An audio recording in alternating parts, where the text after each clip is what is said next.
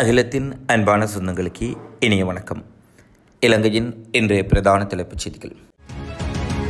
நாட்டில் வெசாக் பூரணி தினத்தில் எரிபொருள் விற்பனை அதிகரித்துள்ளதாக கூறப்படுகின்றது. குறிப்பாக கொரோனா தொற்று பரவல் காலத்துக்கு பின்னர் கடந்த விசாக பூரணி தினத்தில் எரிபொருள் விற்பனை அதிகரித்துள்ளதாக வர்த்தகர்கள் மற்றும் பெற்றோர் எரிபொருள் நிரப்பு நிலைய உரிமையாளர்கள் தெரிவித்துள்ளார்கள். கொழும்பு, கண்டி, பதுளை, ரத்தினபுரி மற்றும் அனுராதபுரம் ஆகிய மாவட்டங்களில் எரிபொருளுக்கான தேவை கணிசமாக அதிகரித்திருந்ததாகவும் அவர்கள் தெரிவித்துள்ளார்கள். இலங்கை பிரஜைகளின் சொத்துக்கள் தொடர்பான தகவலை பெற்றுக் கொள்வதற்கான வர்த்தமானி அறிவிப்பு புதிய சட்டமொன்றை நடைமுறைப்படுத்துவதாக அமையாது என நிதிராயங்க அமைச்சர் ரஞ்சித் சியாம்பலப்பட்டிய தெரிவித்துள்ளார்.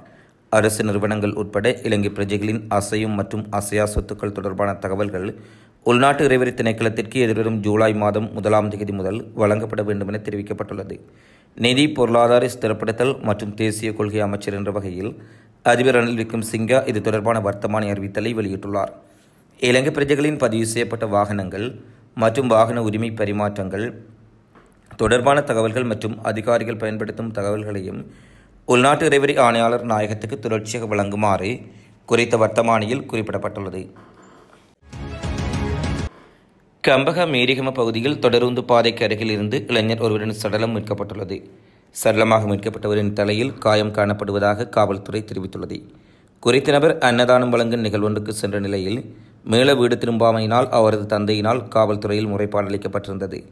இந்த நிலையில் காவல்துறைக்கு கிடைக்கப்பட்ட தகவலை அடுத்து குறித்த இளைஞரின் சடலம் அவரது வீட்டிலிருந்து சுமார் 3 கிலோமீட்டர் தூரத்தில் மீட்கப்பட்டுள்ளதாக தெரிவிக்கப்பட்டுள்ளது.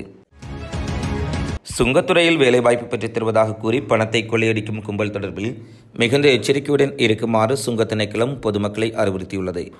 குறித்த மோசடி தொடர்பில் தமக்கு பல முறைப்பாடுகள் கிடைத்துள்ளதாக சுங்க திணைக்களத்தின் பேச்சாளர் சிவலி அருக்கொட தெரிவித்துள்ளார். அரசு துறைக்கு போட்டி பரீட்சை எழுதுபவர்களை இலக்காக கொண்டு இந்த மோசடி செயற்படுத்தப்படுவதாக அவர் குறிப்பிட்டுள்ளார். இந்நிலையில் சுங்க திணைக்களத்தில் இணைவதற்கு அவ்வாறானதொரு முறைமை இல்லை எனவும் போட்டி பரீட்சையில் அதிக புள்ளிகளை பெற்றவர்களே வேலைவாய்ப்புக்கு அமர்த்தப்படுவார்கள் என்றும் சிவலி அருக்கொட மேலும் தெரிவித்துள்ளார். போலீஸ் உத்தியோகத்தர் ஒருவரை நிர்வாணமாக்கி தாக்கிய சம்பவம் தொடர்பில் போலீஸ் உத்தியோகத்தர் உட்பட 3 கைது செய்யப்பட்டுள்ளதாக நுவரெலியா தலைமையக போலீசார் தெரிவித்தனர். தாக்குதலுக்குள்ளானவர் நுவரெலியா போலீஸ் நிலையத்தில் கடமையாற்றும் 59 வயதுடைய போலீஸ் உத்தியோகத்தர் ஆவார். தாக்குதலுக்குள்ளானவர் கடந்த 24ஆம் தேதியன்று தனது கடமைகளை முடித்துவிட்டு வீட்டுக்கு தேவையான மரக்கறிகளை வாங்குவதற்காக நுவரெலியா பொருளந்த பிரதேசத்துக்கு சென்றுள்ளார். இதன்போது அங்கு சென்று இனம் தெரியாத நபர்கள் சிலர் அவரை தாக்கி கைகால்களை கட்டி லொரியொன்றின் மூலம் வீடொன்று கலைத்துச் சென்று நிர்வாணமாக்கி பலமாக தாக்கியுள்ளார்கள். பிரதேசவாசிகளினால் கிடைக்கப்பட்ட தகவலின் பேரில் சம்பவ இடத்துக்கு விரைந்த போலீசார் தாக்குதலுக்குள்ளான போலீஸ் உத்தியோகத்தரை மீட்டு நுவரெலியா மாவட்ட பொது வைத்தியசாலையில் அனுமதித்துள்ளார்கள். சந்தேக நபர்கள் தாக்குதலுக்குள்ளான போலீஸ் உத்தியோகத்தரிடமிருந்து 26,000 ரூபாய் பணம் மற்றும் கையடக்க தொலைபேசி உள்ளிட்ட பொருட்களை கொள்ளையிட்டு தப்பிச் சென்றுள்ளதாக போலீசார் தெரிவித்தனர். இதனடுத்து மேற்கொள்ளப்பட்ட விசாரணையில் தாக்குதலுடன் தொடர்புடைய 2 சந்தேக நபர்களும் போலீஸ் உத்தியோகத்தர் ஒருவரும் கைது செய்யப்பட்டுள்ளதாக போலீசார் தெரிவித்துள்ளார்கள். கொழும்பு கட்டுநாயக்க பண்டாரநாயக்க சர்வதேச விமான நிலையத்திற்கு வருகை தரும் வாகனங்கள் தொடர்பில் விமான நிலையமும் விமான சேவை நிறுவனமும் அறிக்கை ஒன்றை வெளியிட்டுள்ளது.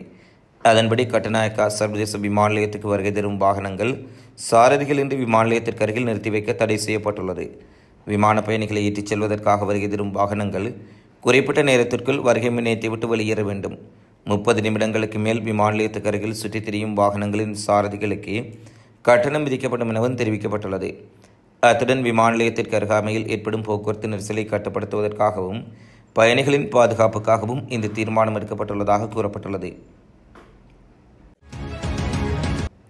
சோதனையிட சென்ற போலீஸ் பரிசோதகரின் விரலை கடித்து அருகிலுள்ள கால்வாயில் குதித்து சந்தேக நபர் தப்பிச் சென்றதாக ருவன்பல்ல போலீசார் தெரிவித்துள்ளார்கள்.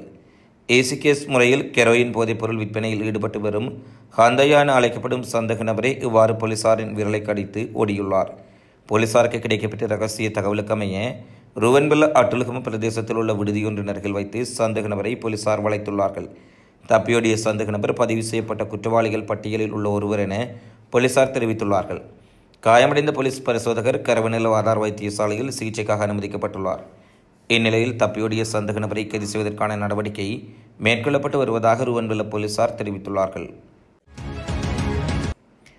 இலங்கையில் நிலவும் சீரற்ற காலநிலையால் இதுவரை 9 பேர் உயிரிழந்துள்ளார்கள். இதேவேளை 7 மாவட்டங்களுக்கு விடுக்கப்பட்ட மண்சரிவு அபாய முன்னெச்சரிக்கை நீடிக்கப்பட்டுள்ளது. இதன்படி கொழும்பு, நுவரெலியா, ரத்தினபுரி, கண்டி, கேகாலை, களுத்துறை மற்றும் கம்பகா ஆகிய மாவட்டங்களுக்கு இவ்வாறு மண்சரிவு அபாய முன்னெச்சரிக்கை விடுக்கப்பட்டுள்ளதாக அனர்த்த முகாமைத்துவ மத்திய நிலையம் தெரிவித்துள்ளது. காசல்ரி, மவுசாகலை மற்றும் மேல் கொத்மலை நீர்த்தக்கங்களின் நீர்மட்டமும் அதிகரித்து வருவதாக குறிப்பிடப்பட்டுள்ளது. சென்கிளேயர் மற்றும் டெவோன் நீர்வீழ்ச்சிகளின் நீர்வரத்தும் அதிகரித்துள்ளதாக கூறப்படுகின்றது. இதனால் நீர்நிலைகளுக்கு அருகிலுள்ள மக்கள் அவதானத்துடன் இருக்குமாறும் எச்சரிக்கை விடுக்கப்பட்டுள்ளது. தென்மேற்கு பருவமழை தீவிரம் காரணமாக இலங்கையை சுற்றியுள்ள கடற்பரப்புகள் மிகுந்த கொந்தளிப்பாக காணப்படலாம்.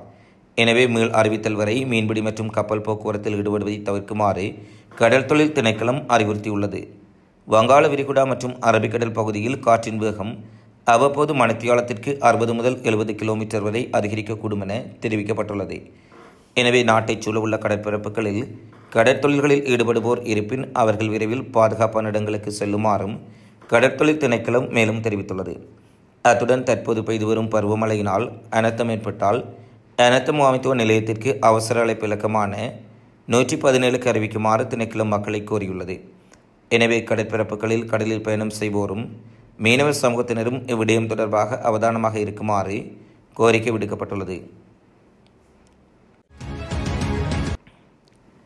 இன்று முதல் 2024ஆம் ஆண்டிற்கான தரம் 5 புலமை பரிசில் பரீட்சைக்கு ஆன்லைன் முறையூடாக விண்ணப்பங்களை கோரும் நடவடிக்கை ஆரம்பிக்கப்பட உள்ளதாக பரீட்சைகள் ஆணையாளர் நாயகம் அமித் ஜெயசுந்தர் தெரிவித்துள்ளார். இதன்படி எதிர்வரும் ஜூன் மாதம் 14ஆம் தேதி வரை இணைய வழிமுறையின் ஊடாக விண்ணப்பங்கள் ஏற்றுக்கொள்ளப்படும் என பரீட்சைகள் ஆணையாளர் நாயகம் தெரிவித்துள்ளார். ஜூன் 14ஆம் தேதி நள்ளிரவு 12 மணிக்கு பின்னர் இணையவழி நுழைவு நிறுத்தப்படும் என்றும் தெரிவிக்கப்பட்டுள்ளது. அத்துடன் விண்ணப்பங்களை ஏற்கும் இறுதி தேதி எக்காரணம் கொண்டும் நீட்டிக்கப்பட மாட்டாது என்றும் குறிப்பிடப்பட்டுள்ளது. அதேவேளை 5ஆம் தர புலமை பரிசில் பரீட்சை எதிர்வரும் செப்டம்பர் மாதம் 15ஆம் தேதி ஞாயிற்றுக்கிழமை நடைபெறவுள்ளமை குறிப்பிடத்தக்கது. யாழ்ப்பாணம் கொடிகாமம் மிரிசுவில் பகுதியில் பேருந்தில் இருந்து விழுந்த நபர் ஒருவர் படுகாயமடைந்துள்ளார். இலங்கை போக்குவரத்து சபை பேருந்தில் நேற்று மதியம் பயணித்த ஒருவரே இவ்வாறு காயமடைந்துள்ளார். தொலைபேசியில் யாரோ ஒருவருடன் குறித்த நபர் சத்தமாக பேசிக் கொண்டிருந்தார் எனவும் இதன்போது அவர் விழுந்திருக்கலாம் எனவும் சம்பவத்தை நேரில் பார்த்தவர்கள் தெரிவித்துள்ளார்கள். காயமடைந்தவர் கொடிகாமம் வைத்தியசாலையில் அனுமதிக்கப்பட்ட நிலையில் சம்பவம் தொடர்பாக கொடிகாமம் போலீசார் விசாரணைகளை மேற்கொண்டு வருகின்றனர். இதேவேளை யாழ்ப்பாணம் மட்டுவில் பகுதியில் நேற்று இடம்பெற்ற விபத்தில் இளைஞர் ஒருவரும் உயிரிழந்துள்ளமை குறிப்பிடத்தக்கது. கொழும்பு கொல்லப்பட்டி பகுதியில் உள்ள வர்த்தக நிலையம் ஒன்றில் பாரிய கொள்ளை சம்பவம் ஒன்று இடம்பெற்றுள்ளதாக காவல்துறை தெரிவித்துள்ளது. குறித்த சம்பவம் நேற்று கொல்லப்பட்டி பகுதியில் இடம்பெற்றுள்ளது. அத்துமீறி நுழைந்த நபர் ஒருவர் அங்கு இருந்தவர்களிடம் துப்பாக்கியை காண்பித்து அச்சுறுத்தி பெறுமதியான பொருட்களை கொள்ளையிட்டு தப்பிச் சென்றுள்ளார். இதன்போது வர்த்தக நிலையத்தில் இருந்த 40 லட்சம் பெறுமதியான கையடக்க தொலைபேசிகள் அடங்கிய பொதியொன்று கொள்ளையிடப்பட்டுள்ளதாக காவல்துறை தெரிவித்துள்ளது. இந்நிலையில் சந்தேக நபர் மோட்டார் சைக்கிளில் தப்பிச் சென்றுள்ளதாக குறிப்பிடப்பட்டுள்ளது. மேலும் இந்த சம்பவம் தொடர்பான மேலதிக விசாரணைகளை கொல்லப்பட்டி காவல்துறை மேற்கொண்டு வருகின்றமை குறிப்பிடத்தக்கது. யாழ்ப்பாணத்தில் பாடசாலை மாணவியை துஷ்பிரயோகத்துக்குள்ளாக்கிய குற்றச்சாட்டில் கைது செய்யப்பட்ட ஆசிரியர் நீதிமன்ற உத்தரவில் விளக்கமறியலில் வைக்கப்பட்டுள்ளார். யாழ்ப்பாணம் புறநகர் பகுதியில் உள்ள பாடசாலை ஒன்றில் கற்பிக்கும் ஆசிரியர் ஒருவர் 10 வயதான பாடசாலை மாணவி ஒருவரை துஷ்பிரயோகத்துக்குள்ளாக்கியுள்ளார். அது தொடர்பில் பாதிக்கப்பட்ட மாணவி தனது பெற்றோருக்கு தெரியப்படுத்தியதை அடுத்து பெற்றோர் ஆசிரியருக்கு எதிராக போலீஸ் நிலையத்தில் முறைப்பாடு செய்துள்ளார்கள். முறைப்பாட்டின் பிரகாரம் விசாரணைகளை முன்னெடுத்த போலீசார் ஆசிரியரை கைது செய்து மல்லாகன் நீதிவான் நீதிமன்றத்தில் முற்படுத்தியதை அடுத்து ஆசிரியர் விளக்கமறியலில் வைக்குமாறு நீதிமன்றம் உத்தரவிட்டுள்ளது. கொழும்பு கண்டி பிரதான வீதியின் கீழ்கடுகண்ணாவை பகுதி இன்று மூடப்பட உள்ளதாக தேசிய கட்டட ஆராய்ச்சி நிர்வாகம் தெரிவித்துள்ளது. அந்த பகுதியில் ஆபத்தான கற்பாறைகள் அகற்றப்பட உள்ளதன் காரணமாக மேற்படி பகுதி மூடப்பட உள்ளதாக தெரிவிக்கப்பட்டுள்ளது. இதன்படி இன்று 2 மணித்தியாலங்களுக்கு அந்த பகுதி மூடப்படும் என தேசிய கட்டட ஆராய்ச்சி நிர்வாகம் தெரிவித்துள்ளது. மியான்மரின் சைபர் குற்ற வலயத்தில் சிக்கியுள்ள இலங்கையர்களை மீட்பதற்கான ராயதந்திர மட்ட பேச்சுவார்த்தைக்காக நாடாளுமன்ற உறுப்பினர்கள் குழு ஒன்று தாய்லாந்துக்கு விஜயம் மேற்கொண்டுள்ளது. குறித்த குழுவினர் நேற்று அதிகாலை நாட்டிலிருந்து புறப்பட்டு சென்றுள்ளார்கள். மியான்மர் சைபர் குற்ற வலயத்தில் அகப்பட்டுள்ள இலங்கையர்களை மீட்பது தொடர்பாக மியான்மர் மற்றும் ரஷ்யாவில் 5 நாட்கள் தங்கியிருந்து பேச்சுவார்த்தைகளை மேற்கொள்ள உள்ளதாகவும் இந்த குழு தெரிவித்துள்ளது. இதேவேளை நாடாளுமன்ற உறுப்பினர்கள் குழு தாய்லாந்து மற்றும் மியான்மர் மகாநாயக்கர்கள் மற்றும் ரஷ்ய தூதரக அதிகாரிகளையும் சந்தித்து கலந்துரையாட உள்ளமை குறிப்பிடத்தக்கது. இத்துடன் இலங்கையின் இன்றைய பிரதான தலைப்புச் செய்திகள் நிறைவடைகின்றன.